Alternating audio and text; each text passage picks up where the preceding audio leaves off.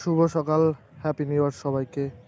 আজকের একটি সুন্দর সকাল শুরু হলো বাজার থেকে। তো বাজারে গিয়েছিলাম আমি আর দাদা মিলে মাছ কিনতে।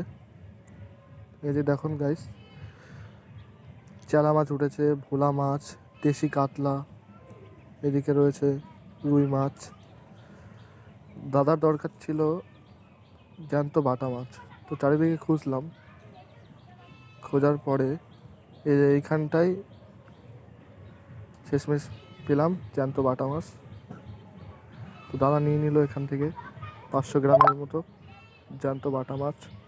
পাশে কাতলাও রয়েছে, দেশি কাতলা।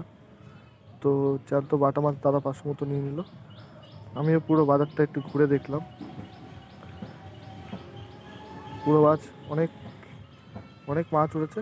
তো সবাইকে হ্যাপি নিউ ইয়ার।